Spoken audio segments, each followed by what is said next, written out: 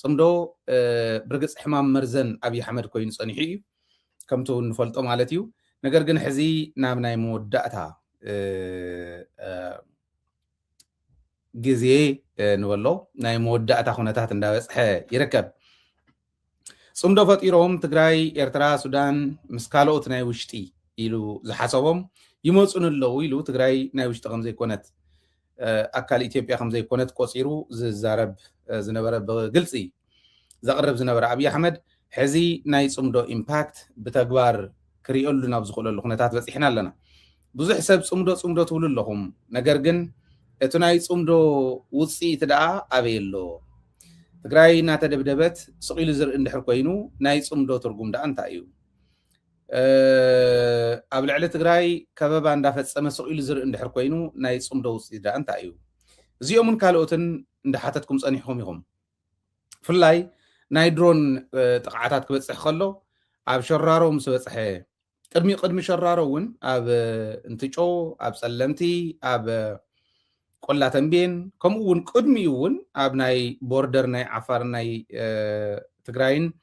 ኣብ ዘጋጠሙ ኣብዚኣቶም ጻውዒታት እናቀረቡ ጸኒሖም እዮም ኣወል ሰዒድ ሓደ ግዜ ዝበሎ ነይሩ ትግራይ እንተተነኺኣ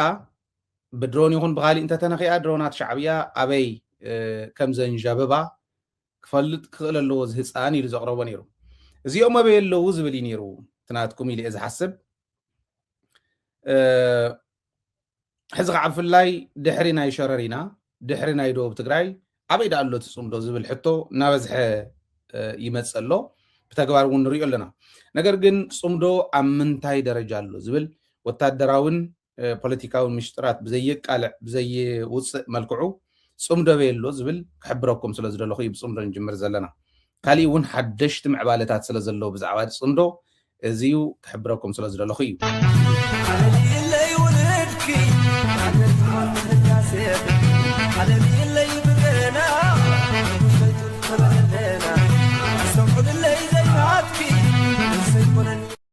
በግጽ ትግራይ ኣብ ባዕላ ኣብ ዓርሳ ዝተመርኮሰ ህልውና ከልዋ ኢና እንደሊ መራሕትና እውን ቃል ብቃል እዚ ነግሮምና እዮም ሕዚ መላፍንት ኣለውና ዶክተር ደብረጽዮን ቃል ብቃል ዘቕረቦ ከቕምጠልኩም ሕዚ መላፍንት ኣለዉ ሕዚ መቃልስቲ ኣለውና ናይ ቃልሲ ኣጋር ኣለውና ነገር ግን ህልውናና ኣብ ዓርስና ዝተመርኮሰ ከም ዝኸውን ኣሚንናን በዚ ደረጃ ኢና ንመርሖ ዘለና ዝብል ኣብ ዝሓለፈ ህዝባዊ መድረኽ ዝተገበረሉ እንዳሓለፈ ከም ዝነበረ ተዓዚብኩም ኢኹም ተዓዚብና ኢና ነገር ግን ጽምዶ ኣብ ምንታይ ደረጃ በጽሐ ኦኬ መቃልስቲ ኣለውና መን እዮም እቶም መቃልስቲ ኣብ ምንታይ ደረጃ እዮም ዘለዉ እዚኦም ሓፈሻዊ ናይቲ ጽምዶ ኣካይዳ ከመይ እዩ ተቃኒዩ ዘሎ ዝብል ክትፈልጥዎ ዝግባእ ጸላእቲ እውን ክፈልጥዎ ዝግባእ ኣደብ ክሕዙ እንተኮይኖም ብሱል ብሰላም ክፍታሕ እንተዘይኮይኑ ናብዚኣ ክንኣቲና ናብ ጦርነት እንተኢሎምስ ናይ መወዳእታ ግዜኦም ክኸውን ከም ዝኽእል ብተግባር ዘርኢ እዩ ነዚዩ ኣብ መጀመርያ ጽምዶ ኣካላቱ ንመን እዮም ናይ ጽምዶ ኣካላት ንኣብነት ብወታደራውን ፖለቲካውን ጥምረት ፈጢሩ ዘሎ ሓይሊ ኢትዮጵያ ከቃኒየኩም ከዙረኩም እዩ ካብ ንምጅማሩ ክምቸወና ብዓፋር ንጀምር ኢትዮጵያ 12 እዚ ዘለዋ ሓደ እዚ ሓዝኒኢኹም ሕዚ ሓደ እዚ ካብ 10 እስካብ 25,000 ሰራዊት ኣለዎ መን እዩ ክንዲዚ ዘለዎ ዝብል ወታደራዊ ከይኸውን እቲ ጉዳይ ምናልባሽ እውን ወሲቖም እንተኮይኖም ክልተ ብሰለስተ መዓልቲ ካብቲ ንሕና ዘጽናዕናዮ ነዘ ካሊእ ተዛብዐ ነገር ከይንህብ እከለን ይንብልን እዝታት ኢትዮጵያ ግን 12 እዚ ኣለዋ እዚኦም ቶም ኣክቲቭ ፐርሰኔል ንብሎም እዮም ኣክቲቭ ፐርሰኔል ምልሻ እየጠቃልልን ፍሉይ ሓይሊ ፌደራል ፖሊስ ገለመለ ዝበሃሉ እዚኦም እውን ኣትዮም እንዲዮም እዚኦም እየጠቃልልን እዚኦም ኣትዮም እዮም ክብለኩም ከለኹ ንኣብነት ኦሮምያ በዓልኩም ሓሉ ተባሂሎም ኣማኢተ ሸሓት ፍሉይ ሓይሊ ኣማኢተ ሸሓት ምልሻ ኣማኢተ ሸሓት ኣድማ ብተናን ካሊእን ዝበሃሉ ኣማኢተ ሸሓት እዮም ናይ ኦሮምያ ብጣዕሚ ብዙሕ እዩ እዚ ተባሂሎም እዮም ኣብ ኦሮምያ ውግእ ተገይሩ እንተኮይኑ ምስ ኦላ ክመፀኩም እየ ተኣካል ናይ ጽምዶ እንመን እዮም ዝብል ብደንብ ንክትርድእዎ እዩ ሕዚ ኣብ ሕድሕድ ክልል ውግእ ክግበር ከሎ ውግኣት ክግበሩ ከለዉ እቱ ናይ ትክልል ሓይሊ ዝበሃል መከላከያ ዘይብሉ ናይ ግድን ንስቲኣቱ ብመሳርሒ ደረጃ መከላከያ ነዚኦም ኩሎም ዕጢቕዎም ኣብ ሶማልያ እውን ከምኡ ንኣብነት ምስ ኦጋዴን ክገጥም ከሎ ኣብዘን ክልተ ዞባታት ሰራዊት ኢትዮጵያ ክገጥም ከሎ ክንዲ ሰራዊት ኢትዮጵያ ዝኣክል ናይ ሶማሌ ፍሉይ ሓይሊ ምልሻ ካሊእ ዘለዎ ኣቲ ኣብ ኦሮምያ እውን ከምኡ ኣምሓራንካ ንሪኦ ኣለና ተማሪኾም እውን ንሪኦም ኣለና ኣድማ ብተና ተማሪኾም ሞይቶም ተተነፊሖም ትርእይዎም ዘለኹም ኣብ ቴሌግራም ንለቀልኩም ዘለና ኣብ ኩሉ ኣሎ ዓፋር እውን ኣዳልይዎም ዘሎ ንሱ እዩ ናብ ትግራይ ክመፁ ድዮም ናይ ብሓቂ ምስ ናይ ዓፋር ሓይሊ ክገጥሙ ድዮም ናይ ብሓቂ ዝብል እንዳረኣናይ ክንከድ ኢና ብዋናነት እንታይ ክብል ደልየ 12 ኣክቲቭ ፐርሶኔል ዘለዎን እዝታት ግን ኣለዎ እዘን እዚ ካብ 10 እስካብ 25 ሽሕ ኣክቲቭ ፐርሶኔል ኣለዎን ስታፍ ኤክስክሉድ ጌርና ስታፍ ዘይቆፀርና ጠበንጃ ዝሓዘ ጥራሕ ግን ካብ 10 እስካብ 25 ሽሕ ሰራዊት ኣለዎ ኣብ ሓደ እዚ ሕዚ እቲ እዚ ከመይ ክሃልቕ ከም ዝኽእል ናይ ሸረሪና ጉዳይ ርኢና ኢና ክልቲአን ኣብኡ ዝተወድኣ ኮራት ኣለዋ 401 402 ዝበሃላ ዝተወድኣ እየ ዝብለኩም ዘሎ ናይ ደመቀ ዘውዱ ምልሻ እውን ኣብኡ ክንደይ ከም ተወድኡ ንፈልጦ ኢና እዚ ከም ዘለዎ ኮይኑ እዚኣቶም ተኣኪቦም ንኣብነት ዋላ 15 ብማክሲማም ተሓሲብናዮን ኣይኩለን 12 ብ25 6 ብ50 ክኾን እዩ ን 300,000 ከባቢ ኣክቲቭ ፐርሶኔል ጠበንጃ ዝሓዘ ኣለዋ ማለት ኢትዮጵያ ሕዚ ናይ ኢትዮጵያ ሰራዊት ክንዲዚ ጥራሕ ኣይኮነን ዝብለኩም ዘሎ ክሎዝ ቱ ሚሊየን እዩ እቲ ሪዘርቭ ኣቕሚጦሞ ዘለዎ በየበይ ከም ዘቕመጥዎ እዚ እውን ወታደራዊ ከይኾን ክንገድፎ ክንሓልፎ እዚኣ እንድሕር ኮይና ሌትሰይ 1 ሚሊዮን ይሞንዎ ኣሎ ሪዘርቭን ኣክቲቭ ፐርሶኔሉን 1 ሚሊዮን ይሞንዎ ኣሎ ናይ ኢትዮጵያ ሰራዊት ብሰራዊት ደረጃ ነቲ ፅምዶ ምእንታን ክንመፅሞ ክንሪኦ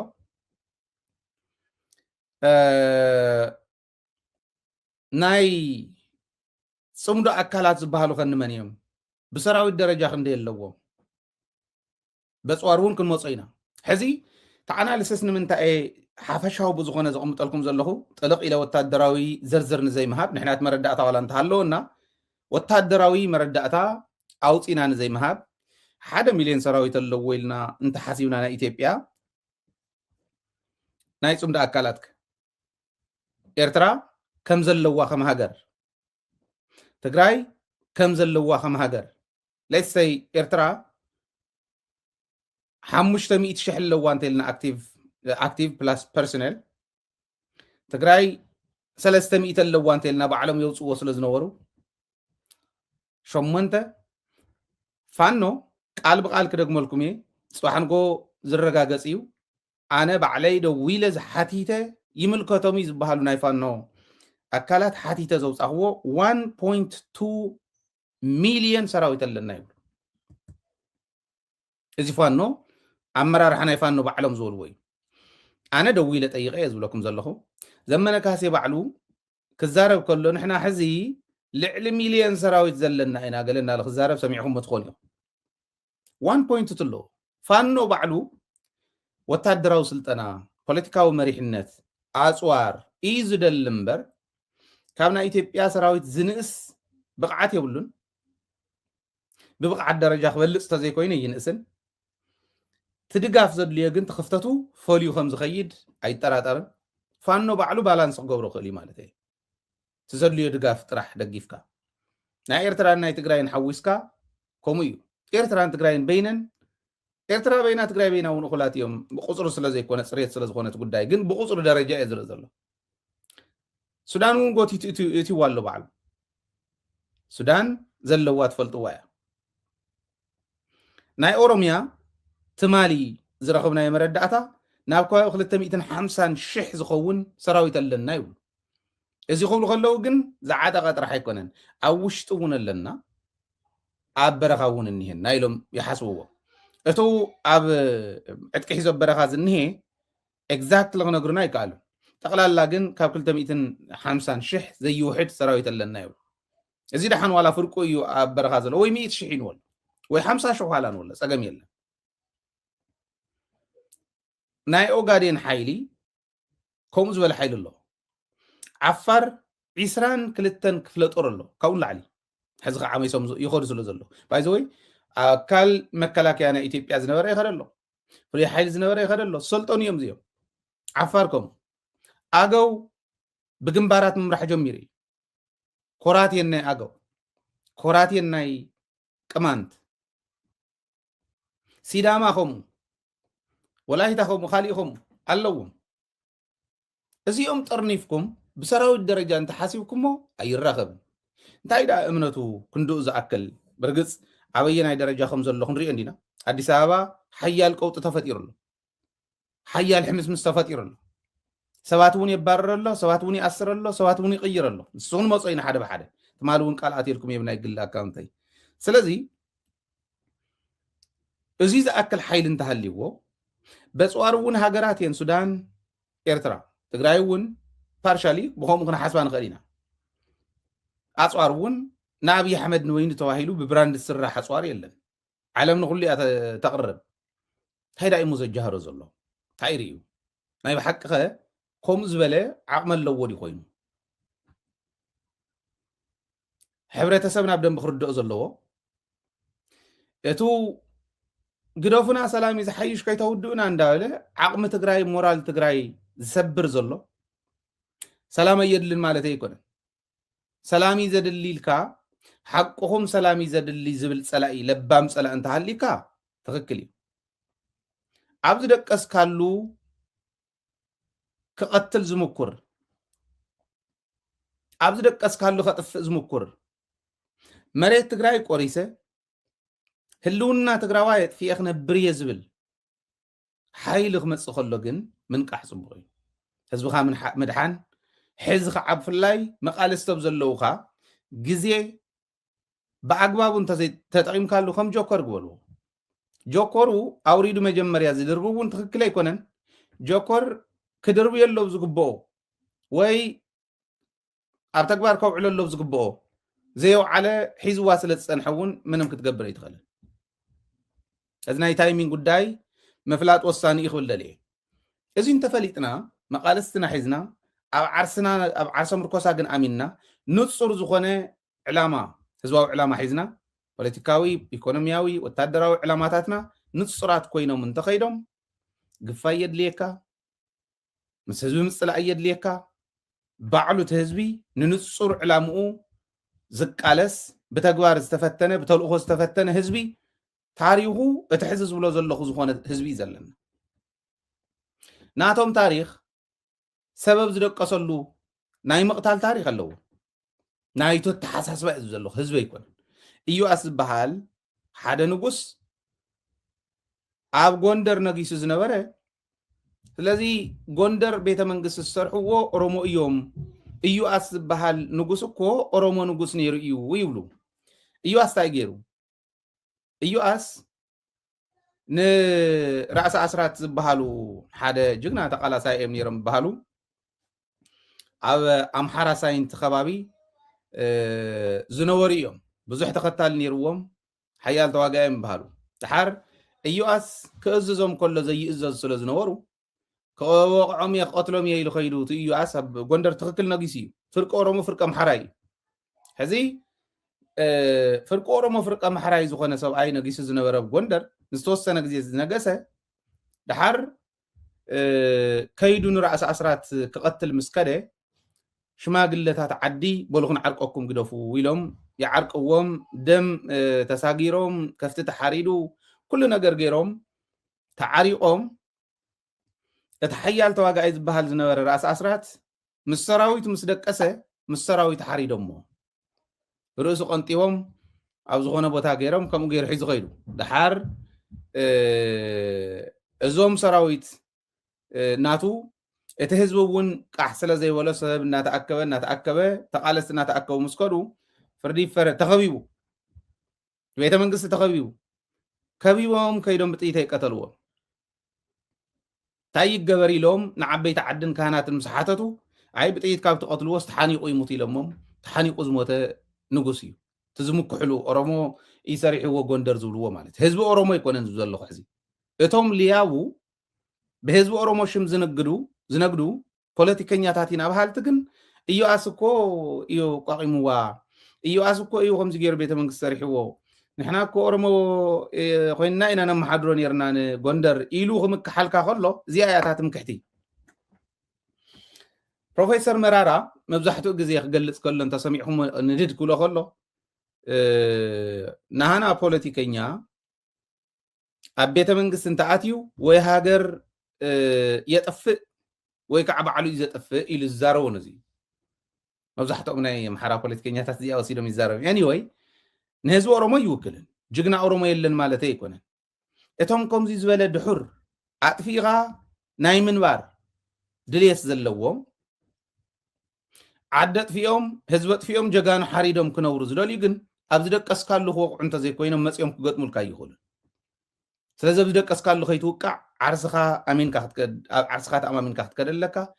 ኤክስፓንሽኒስት ዝኾነ ኣተሓሳስባ ግን ሕዚ ዝጀመረ ኣይኮነን ፀንሐ እዩ ኦረዲ ኮ ተሓቀም ፅዋ ንኢሳያስ ኣታሊሉስ ፖለቲከኛ ኮይኑ ኣብይ ኣሕመድስ ንኢሳያስ ኣታሊሉ ቀይሕ ባሕሪ ክወስድ ባሕረ ነጋሽ ናህና እዩ ክብል ንኢሳያስ ጎቲተ ናብዚ ከጥልቆ እየ ንኢሳያስ ሒዘ ተጋሩ ከጥፍ እየ ኤርትራውያን ሒዘ ተጋሩ ከጥፍ እየ ተጋሩ እውን ኣታሊለ ንኣምሓራ ከጥፍ እየ ድሕሪኡ ዝተረፈ ትግራዋይን ኣምሓራይን ሒዘ ከዓ ነቲ ዝተረፈ ኤርትራዊ የጥፍየ እዚኦም ሰለስቲኦም ብሓንሳብ ከጣፍኦም እየ እዩ ነይሩ ዕላማ ያ ሒዙ ይኸይዱ ግን ጥሒልዋ ሕዚ ዜራ ኩነታት ምስ በፅሐት እታ ኩነታት ምስ ተገለፀት እቲ ዕላምኡ ግልፂ ኮይኑ ኣብቱ ክልቲኦም ፅምዶ ፈጢሮም ትግራይ ኣብ ዝጭፍጭፍሉ እዋን ባሕረ ነጋሽ ኣይበሎን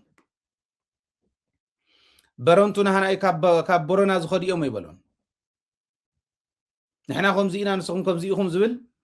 ኣይነበረን ኤርትራ ትበሃል ሃገር ዘይፈልጥ ሕገ መንግስቲ ክምስረት እውን ኣይበሎን ሕዚ ሕገ መንግስቲ ይፅሓፍ ዝበሃል ዘሎ ኤርትራ ትበሃል ሃገር የላን ዓፋር ትበሃል ክልል የላን ዝብል እዩ እዚ ኣይበላን ቅድሚ ሕዚ የታልለ ኣለኹ ኢሉ እዩ ከይዱ ግን ቆልዓ ጉይ ውዒሉ ጉይ እንተሓደረ ኣቦኡ ይቅድምን ከም ዝበሃል ኢሳያስ ጉድ ሰሪሕዎ ፖለቲከኛ እዩ ናይ ህይወት ዘመን ፖለቲከኛ ልዕሊ ዕድመ ኣብይ ኣሕመድ ናይ ፖለቲካ ተመክሮ ዘለዎ ሰብ ከሽጉዶ ይከኣለ ሕዚ እቲ ፅምዶ ብወታደራዊ ከምኡ እንድሕር ኮይኑ ፖለቲካዊ ዕላማታቶም ዝነፀሩ እንተኮይኖም ተመው ፅምዶ ዝኒአው ሓይልታት ብምልኦም ቶም ዓንተው ዝቆፀርክዎም እንታይ ዳ ሒዙሞ ዝጀሃር ዘሎ ዝብል እዩ ኣነ ማለት ጃህር ኣይኮነን እንተ ተጀሚራ ካብ ክልተ ካብ ሰለስተ ሰሙን ኣይተሓልፍን ኣዲስ ኣበባ ክትሓዝያ ኢለ እየ ዝኣምን ካብ ክልተ ካብ ሰለስተ ሰሙን ኣይተሓልፍን እቲ ናይ ፅምዶ ስትራተጂ ብጣዕሚ ውሕሉላት ምዃኖም ትርእይዎም ንዘመነ ካሴ እዮም መራሒ ገይረሞ ዘሎ ጫፍ ኣዲስ ኣበባ ዝበፅሕ ሰራዊት ዘለዎ ኣብ ሸዋ ኣብ ጎጃም ማለት ምስቲ ሕዚ ክበልዓኩም እየ ክወረኩም እየ ዝብል ዘሎ ዓዲ ዘፍርስ ዘሎ ሓይሊ ዝዳቦ ዘሎ ወታደራውን ፖለቲካውን ሓይሊ ፋኖ እዩ ዘድልዮ ድጋፍ ወታደራውን ፖለቲካውን ድጋፍ ከድልዮ እዩ ናይ ኣፅዋር ድጋፍ እውን ከድልዮ እዩ ስልጠና ድጋፍ ኣፅዋር ድጋፍ ከድልዮ እዩ ግን ብሓደ እንድሕር ኮይንቲ ናይ ፅምዶ ሓይሊ ዘዘለካ ዋፂኻ ስለ ዝኾነ ብሓደ ትኾን ፖለቲክሊ ግን ንፋኖ ዝመርሕ ዘሎ ንኣፋብን ዝመርሕ ዘሎ ናይ ኣምን ዘመነ ካሴ ነቲ ፅምዶ ክመርሖ ምግባር ዓብይ ስትራቴጂ ዘመነ ካሴ ገና እዩ መንእሰይ ብተመክሮ ደረጃ ናይቶም ዓዲ እንተዘይዕነና ዝብሉ ዘለው ተንኮል ዝፈልጡ ናይ ትግራይ ጀነራላት እዮም ናይ ትግራይ ፖለቲከኛታት እዮም ኢሳያስ እዩ ኢሳያስ ክመርሖ ይተባህለን ኣዘዝቲ በብኸባቢኡ ነናይ ባዕሎም ክኾኑ መኒ ወታደራዊ ኣዛዚ ክኾን ክንሪኦ ኢና ኦፍኮርስ እውን ከምኡ ኢሎም ተቐናጆም ጎና ጎኒ እዮም ክኸዱ እምበር እከለይ ኣዘዞ ዝብሉ ኣይመስለንን ሓፈሻዊ ግን መሪሕነት ስለ ዘድልዮ ንዘመነ ካሴ መቕማጦም ብጣዕሚ ዋይዝ እዩ ብጣዕሚ ብልሒ እዩ ሓያል ብልሒ ምክንያቱ ንሱ እዩ ዝዳወስ ካዕታ መጨረሻ ክውዳእ ዝኽእል እዚኢቱ ዋና ኣስተውዒሎም ዝቐርብዎ ዘለዉ ሰሙን ክልተ ሰሙን እያ ክትከውን ዝብለኩም ዘለኹ እውን ብዓቕሚ ደረጃ ብተልእኾ ደረጃ ብህዝባውነት ደረጃ ምኽንያት ስለ ዝኾነ ዝውድኦ ኩናት ከዓ ምኽንያታውነቱ ናይቱ ብኣናን ቦቱ ፀላእን ክኽፈት ዝኽእል ናይ ሰማይን ናይ መሬትን ኣፈላላይ ኣለዎ ስለዚ እቲ ፅምዶ ሕዚ መሪሕነቱ ወጊኑ ናይ ወታደራዊ ምምዕራያት ገይሩ መን በበየናይ ገፂእቶ ንእከለ ከመይ ጌርካ ይደገፍ ንእከለ ከመይ ጌርካ ይደገፍ ዝብል ዝርርብ ወዲኡ ናብ ተግባር ተቃሪቡ ኣሎ ናብ ተግባር ይኣቱ ኣሎ ናብ ተግባር እንተኣትዩ ኦረዲ ጀሚርዎ ስለ ዝኾነ ናይ ምጅማር እከለ ሓንፍጠና ከምዚ ግበረና ዝበሃል ነገር የለን ተጀሚር እዩ ኣብ ሸረሪና ተጀሚር እዩ ኣብ ደቡብ ትግራይ ተጀሚር እዩ ኣብ በርገለ ተጀሚር እዩ ኣብ ፃግብጂ ተጀሚር እዩ ኣገው ናይ ኣገው ሓይሊ ኣብ ፃግብጅን ኣብ ርገለን ሓመድ ገይርዎ እዩ ናይ ፀላኢ ሰራዊት ተጀሚሩ እዩ ፀኒሑ እየ ዝብለኩም ዘሎ ስለዚ እቲ ተጀሚሩ ዝፀንሐ ኣፍታ ዝደልይዋ እዋንን ቦታን ስሒቦምስ ኮይኑ ኣርኪቦምስ ኮይኑ ክጥሕንዎ ሰሙን ድልዋት እዮም እቲ ኩነታት እውን ድልው እዩ እዚኣ ምስ ኮነት ኣብዪ ኣሕመድ እንታይ ይገብር ኣሎ እዩ እዚ ኣነ ነቲ ፅምዶ ኣጋኒነ ነጊረኩምስ በቃ ኣለና ክትብሉ ስለ ዝሓሰብኩ ይኮነ ሪያሊቲ ሸክ ክትገብሩሉ እትኽእልሉ መንገዲ እየ ነግረኩም ኣሎ ብሰራዊት ክበልፁ እንተዘይኮይኖም ኣይንእሱ ብተመክሮ ክበልፁ እንተዘይኮይኖም ኣይንእሱ በፅዋር ክበልፁ እንተዘይኮይኖም ኣይንእሱ ኣፅዋር እውን ምዝራብ ይከኣል ኮይኑ ኣበየናይ መከናይዝድ ሓይሊ ክንደይ ታንክ ኣለዋ ክንደይ መድፈዕ ኣሎ ክንደይ ከምዚ ኣሎ ምባል ይከኣል እዩ እዚ ብምልኡ ኣለዎም ተን እምነቱ እንታይ እየን ናይ ዩናይትድ ዓረብ ኤምሬትስ ድሮን እየን ተን እምነቱ እንታይ እየን ልክዕ ከም ግራኝ ኣሕመድ ዓረብ ሃገራት እየን ሓጊዘኖ እዚ ናይ ሃይማኖት ጉዳይ ኣይኮነን ዓዲ እየ ዝገልፅ ዘሎ ግራኝ ኣሕመድ ቱርክን ስዑድን እየን ሓጊዘኖ መጀመርያ ክመፅእ ከሎ ይበሃል ባንዴራ ናይ ስዑዲ ሒዙ ይመፅ ድሓር ግን ቱርክ እውን ኣትያ ንግራኝ ኣሕመድ ዝሕግዙ ዝነበሩ ኣብ ኢስት ሃረርጌ ዝነበሩ ዝመፁ ቱርኪ ኣብኡ ዝተቐበሩ ኣለዉ ኣርኪቦም ኣብኡ ምስ ወቕዕዎም ድሓር ዝነበሩ ዝቆፀሉ እውን ኣለዉ ኣብ ሃረር እዚ ብዙሕ ናታቶም ዘርኢ ዘለዎ ኣሎ እዩ ሃረር ኣሎ እዩ ብግልፂ ስለ ንፈልጦ ማለት እየ ሃይለ ስላሴ እውን ከምኡ እዮም ዝበሃሉ ብዙሓት ፀሓፍቲ ታሪክ ዘቕምጥዎ ኣሎ ግን ከምኡ ገይሮም ግልፂ ገይሮም ኣየቕምጥዎን ብዝኾነ እዚ እንድሕር ኮይኑ ሕጂ ዳ ኣዲስ ኣበባ እንታይ ትግበር ኣላ ናፍታ ቀውጢ ንምፃእ ኣዲስ ኣበባ ንምንታይ እዩ ዝኩሉ ዕግርግር ተፈጢሩ እንታይ ከይቲ ዕግርግር እንታይ ይመስል ዝብል ንሱ ከሪአኩም እየ ንኸይድ